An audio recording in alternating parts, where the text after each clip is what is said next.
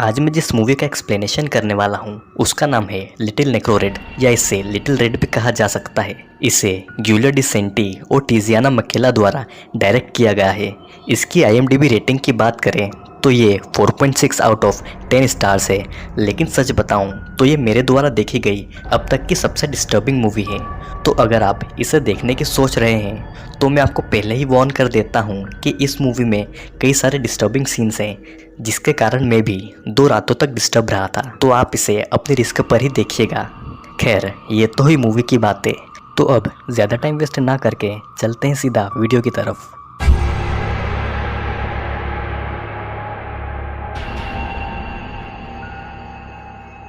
Movie की starting में हम एक लड़की की डायरी को देखते हैं जिसे कोई पढ़ रहा था और उसमें लिखा हुआ था कि उसके स्कूल का साफ सफाई करने वाला एक आदमी उसे अजीब तरह से देखता था और एक बार उस आदमी ने उसे गलत तरीके से छूने की कोशिश की जब वो गर्ल्स वॉशरूम से बाहर अपने हाथ धो रही थी।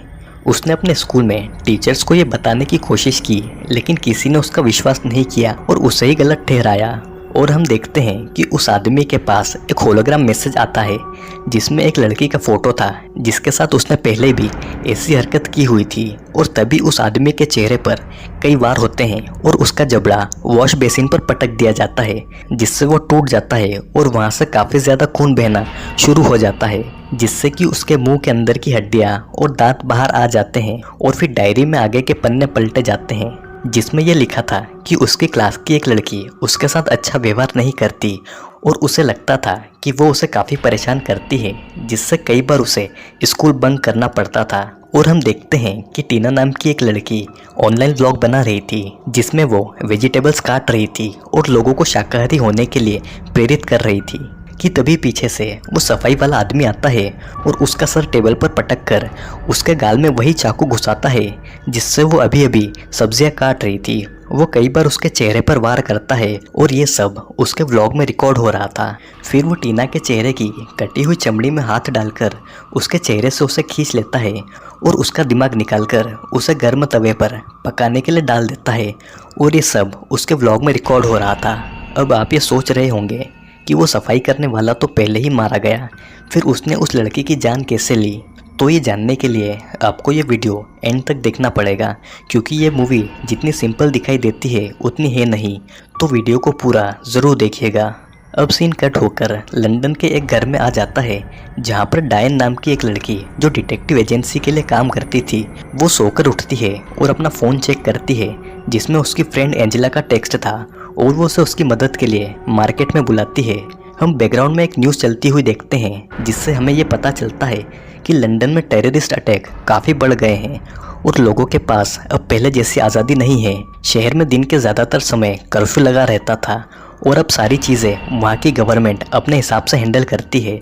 फिर डायन के लैपटॉप में एक वीडियो मेल आता है जिसमें एलेक्जेंडर नाम का एक जर्नलिस्ट डायन को एक केस के बारे में बताता है जिसका नाम एनी रेड केस था। दरअसल कुछ महीनों पहले लिटिल एनी यानी कि एनी रेड अपने घर से गायब हो गई थी, जिसका किसी को कोई पता नहीं चला। पुलिस के अकॉर्डिंग वो अपने घर और अपने माँ बाप से परेशान होकर भाग गई होगी और ये कहकर पुलिस ने एनी रेड केस को यहीं पर बंद कर दिया। लेकिन अलेक्जेंडर को यकीन था कि एनी के साथ कुछ गलत हुआ है जिसे गवर्नमेंट और पुलिस वाले मिलकर दबाने की कोशिश कर रहे हैं।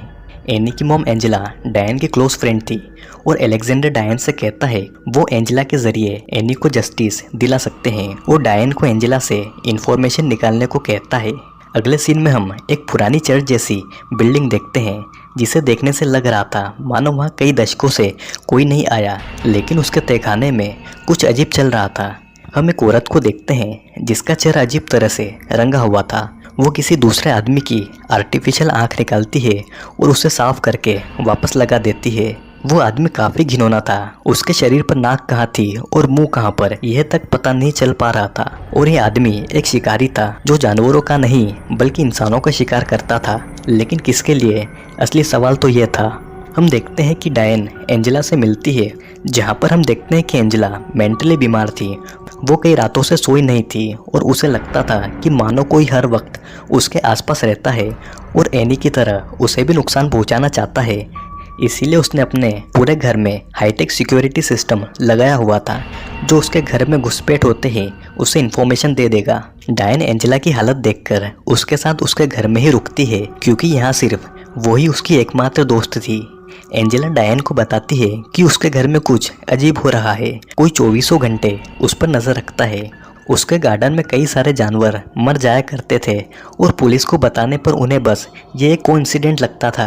अगले सीन में हम देखते हैं कि चर्च वाले तहखाने में वो अजीब औरत एक बूढ़ी औरत के घावों को साफ कर रही थी जो उसके पूरे शरीर में हो रहे थे और जिनसे कि काफ़ी सारा पस बाहर आ रहा था जो काफ़ी घिनौना था। दरअसल ये बूढ़ी औरत एक कल्ट की हेड थी जिसे ग्रैंड मदर कहा जाता था और ये कल्ट एंशिएंट टाइम से चला आ रहा सीक्रेट कल्ट था। उस लेडी को ग्रैंड मदर के घाव साफ करने में काफ़ी परेशानी हो रही थी क्योंकि वो थे ही इतने घिनौने कि तभी उसे उसके शरीर के घावों में कीड़े रेंगते दिखाई देते हैं जिससे कि वो उल्टियाँ करने लगती है और ग्रैंड मदर इससे काफ़ी नाराज़ हो जाती है। उसके एक ही इशारे पर उसके चेले यानी कि कुछ और कल्ट मेंबर्स वहाँ पर आते हैं, उस लेडी पर हमला कर देते हैं। वो एक कुल्हाड़ी की मदद से उसके चेहरे पर वार करते हैं और उसके हाथों की हथेली भी उसी कुल्हाड़ी से काट देते हैं। दरअसल ये कल्ट उन लोगों का कल्ट था जिन्हें वोल्फ डिजीज़ या वोल्फ इन्फेक्शन था और ये एंशिएंट टाइम से चला आ रहा एक इन्फेक्शन था। जो लेडी हमें दिखाई गई थी वो एक नर्स के रूप में इस कल्ट में आई थी लेकिन वो फिट नहीं बैठी इसीलिए उसे मार दिया गया। अगले सीन में हम फिर एनी की डायरी में लिखे हुए नोट्स देखते हैं जिसमें उसने ये लिखा था कि उसके घर आते समय रास्ते में एक लड़का हमेशा उसे परेशान करता था और एक बार तो उसने एनी की डायरी पर पेशाब भी की थी। और हम देखते हैं कि उस लड़के को एक अजीब सी दिखने वाली औरत पकड़ लेती है और उसका सिर इतनी ज़ोर से दबाती है कि उसके चेहरे की हड्डियाँ टूटने लगती है और उसकी आंखें बाहर आने लगती है और साथ ही साथ धीरे धीरे उसका भेजा भी बाहर गिर जाता है और वो लड़का वहीं पर दम तोड़ देता है। हम देखते हैं कि एंजेला काफ़ी कम सोया करती थी और उसे डिप्रेशन भी था। उसे हमेशा ये लगता था कि उसके घर में कोई घुसने की कोशिश कर रहा है और वहाँ का सिक्योरिटी अलार्म हमेशा बजा करता है। फिर वो उस रात के बारे में सोचने लगती है जब एनी अपने कमरे से अचानक गायब हुई थी। एनी अपनी मॉम एंजेला को ये बताया करती थी कि वो अचानक अपने बिस्तर से गिर जाया करती थी और हर बार किसी दूसरी जगह पर पड़ी हुई मिलती थी, लेकिन एंजेला ने कभी उस पर ध्यान नहीं दिया। एनी अपने पिता से बहुत प्यार करती थी लेकिन उनके जाने के बाद सब बिगड़ गया। हम देखते हैं कि एक लेडी जो कि एनी की टीचर हुआ करती थी वो अपनी कार में फ्यूल भरवाने के लिए गैस स्टेशन जाती है जहाँ पर कल्ट का एक मेंबर उसके चेहरे पर शॉटगन से फायर करता है जिससे कि उसके चेहरे की चमड़ी फट जाती है और तभी वहाँ पर डायन आती है। लेकिन वो कल्ट मेंबर उस टीचर को पकड़कर ग्रैंड मदर के पास ले जाता है जहाँ पर वो एक रिचुअल में उस टीचर के चेहरे की चमड़ी निकाल देते हैं और उसका पेट उनके हाथों से फाड़ दिया जाता है, जिसके बाद ग्रैंड मदर उसका खून पी लेती है और उसका मांस भी खा लेती है। यहाँ डायन एंजेला के घर में ही रुकने वाली थी और जब रात होने पर वो एंजेला के साथ सोती है तो उसे एनी के रूम का दरवाज़ा सिक्योरिटी अलार्म में खुलने की आवाज़ आती है और वो उठकर ऊपर एनी के रूम में जाती है जहाँ पर उसके पीछे एक काली सी परछाई दिखती है और उसके पलटते ही वो परछाई वहाँ से गायब हो जाती है। अगली सुबह एंजेला डायन के लिए नाश्ता बनाती है और डायन एंजेला को अपने बॉयफ्रेंड माइकल के बारे में बताती है जिससे कि एंजेला को ये लगता है कि वो यहाँ उसकी मदद के लिए नहीं ऐसे ही आई है। फिर वो डायन को एनी के रूम में रहने का कहकर खुद शॉपिंग के लिए चली जाती है और एंजेला के जाने के बाद डायन एनी के कमरे में जाती है जहाँ पर उसे अजीबोगरीब चीज़ें मिलती है और एक बॉक्स में एनी की यानी कि लिटिल रेड की डायरी मिलती है जिसमें उसने लिखा हुआ था कि उसके पास एक बूढ़ी औरत का कॉल आया था। उसने अपने आप को एक सीक्रेट ग्रुप का लीडर बताया। वो उसे आगे बताती है कि एनी को एक लाइलाज बीमारी है जो उसे उसके पिता से मिली है, लेकिन उसके पिता ज़्यादा बीमार थे।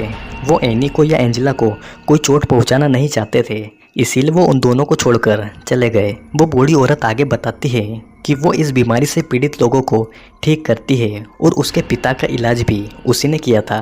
डायन को उस डायरी से एक पेन ड्राइव मिलती है जिससे कि उसे पता चलता है कि एनी लगातार उस कल्ट के बारे में रिसर्च करती रहती थी और उसमें कुछ फाइल इंस्क्रिप्टेड थी जिसे डायन अलेक्जेंडर को डिकोड करने के लिए देती है, जिससे उसे उन 3 लोगों के बारे में पता चलता है जिनकी हाल ही में मौत हुई थी। इधर एंजेला शॉपिंग के बहाने उन खंडरों में जाती है जिसकी गहराई में कल्ट के मेंबर रहते थे एंजेला उस खंडर के तहखाने में जाती है और एक गहरे गड्ढे में रस्सी के द्वारा अपनी बेटी एनी के लिए कुछ चॉकलेट्स भेजती है और रस्सी वापस खींचने पर वो चॉकलेट्स वहाँ से गायब हो जाती है। यानी कि हो सकता है कि एनी वहीं हो। हम देखते हैं कि कल्ट के मेंबर किसी रिचुअल की तैयारी कर रहे थे कि तभी वहाँ एक नकाब पहने व्यक्ति आता है और कल्ट मेंबर के चेहरे पर अपना पैर रख के उसे दबोच देता है, जिससे कि उसके चेहरे की हड्डियाँ टूट जाती है और उसकी आंखें बाहर आ जाती है।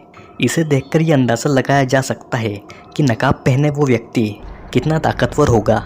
दूसरा कल्ट मेंबर उस नकाबपोश के चेहरे पर गन से फायर करता है, जिससे कि नकाबपोश उसकी तरफ आता है और ज़मीन पर पड़े कांच के टुकड़े उसके जूते में धंस जाते हैं और वो उसी जूते से कल्ट मेंबर के चेहरे पर कई बार मारता है, जिससे कि उसका चेहरा पूरी तरह से कट जाता है और उसके चेहरे का मांस बाहर निकलकर ज़मीन पर गिर जाता है।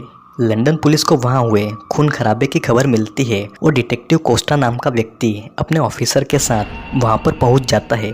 डिटेक्टिव कोस्टा वही आदमी था जिसे एनी का केस मिला था और उसने बिना किसी नतीजे के ही एनी का केस बंद कर दिया। जर्नलिस्ट अलेक्जेंडर ने डिटेक्टिव कोस्टा से एनी के केस के बारे में पूछने की कोशिश की, लेकिन उसने इसका कोई जवाब नहीं दिया और इसीलिए अलेक्जेंडर एनी को इंसाफ दिलवाना चाहता था। डिटेक्टिव कोस्टा वहाँ बुरी हालत में पड़ी लाशों को देखता है और बाकी के पुलिस वालों को वहाँ से जाने को कहता है और सीधा ग्रैंड मदर को कॉल करके उसे धमकी देता है कि इन रिचुअल को करना बंद कर दे, क्योंकि एनी के साथ भी उन्होंने रिचुअल किया था और वो मारी गई, जिससे हमें ये पता चलता है कि एनी रेड गायब नहीं थी बल्कि उसकी मौत हो चुकी थी। फ़ोन कट करने के बाद डिटेक्टिव कोस्टा को पुलिस ऑफिसर के चिल्लाने की आवाज़ आती है और वो डर के मारे गन उठा लेता है और तभी वहाँ पर एक पुलिस ऑफिसर आता है जिसका पेट फटा हुआ था और उसके पेट की आंतें लटक रही थी। फिर उसके पीछे एक दूसरा ऑफिसर था जो कि कुछ अजीब बिहेव कर रहा था। डिटेक्टिव उस पर गोली चलाता है, लेकिन उस पर इसका कोई असर नहीं होता और वो एक ही बार में उस गन को तोड़ देता है। फिर डिटेक्टिव कोस्टा उसे पंच मारता है, लेकिन वो ऑफिसर उसका हाथ पकड़कर उसे इतनी ज़ोर से मरोड़ता है कि उसकी चमड़ी के साथ साथ उसकी हड्डी भी टूट जाती है और एक ज़ोरदार पंच डिटेक्टिव के चेहरे पर देता है, जिससे कि उसका जबड़ा तहस नहस हो जाता है। फिर वो शॉटगन से डिटेक्टिव के ऊपर फायर करता है, जिससे कि उसके पेट की आंतें बाहर आ जाती है और डिटेक्टिव कोस्टा उसे संभालता उससे पहले वो ऑफिसर ग्रेनेड फेंक देता है और डिटेक्टिव कोस्टा के चिथड़े चिथड़े उड़ जाते हैं।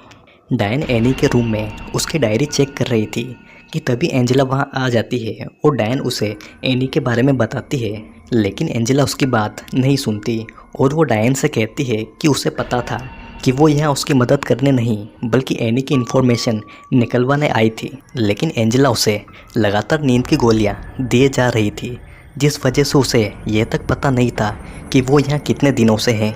डायन तुरंत जाकर अपने लैपटॉप से अलेक्जेंडर को वीडियो कॉल करती है तो अलेक्जेंडर उससे कहता है कि उन्होंने जैसा सोचा था एनी का केस उससे कई ज़्यादा रहस्यमयी है। फिर अलेक्जेंडर डायन को वहाँ से भागने की सलाह देता है और अचानक उसे भी कोई मार डालता है और फिर ग्रैंड मदर एनी के रूम में आ जाती है, जहाँ पर डायन उससे कहती है कि उसी ने एनी को गायब करवाया, जिस पर वो अपनी गंदी सी हंसी के साथ उससे कहती है कि उन्होंने वही किया जो एनी के लिए सही था। एनी को भी वोल्फ इन्फेक्शन अपने पिता से मिला था और उन्होंने रिचुअल के दौरान एनी के शरीर के 33 टुकड़े किए और उसके कटे हुए शरीर पर पवित्र तेल डालकर उसे जला दिया। उन्होंने जो रिचुअल एनी के साथ किया था वही रिचुअल उन्होंने 6 साल पहले उसके पिता के साथ भी किया था, लेकिन वो वहाँ से भाग गया।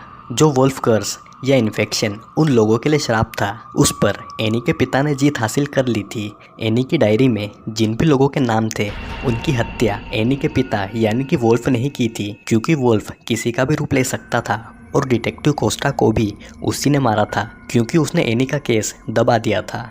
उसने डायन के बॉयफ्रेंड माइकल को भी मार दिया था और अब वो डायन को मारने वाला था क्योंकि उसने एंजेला की मदद नहीं की थी। तभी वहाँ पर मास्क पहने खड़ा कल्ट मेंबर अपना मास्क उतारता है और सभी को पता चलता है कि वो कल्ट मेंबर के रूप में छुपा वोल्फ यानी कि एनी का पिता था, जिसे देखकर ग्रैंड मदर डर जाती है और डायन वोल्फ के हाथों दर्दनाक मौत से बेहतर खुद को गोली मार लेती है। वोल्फ को मारने के लिए कई सारे कल्ट मेंबर आते हैं, लेकिन वो इतना ताकतवर था कि अपनी हथेली की पकड़ से किसी का भी सिर फाड़ सकता था।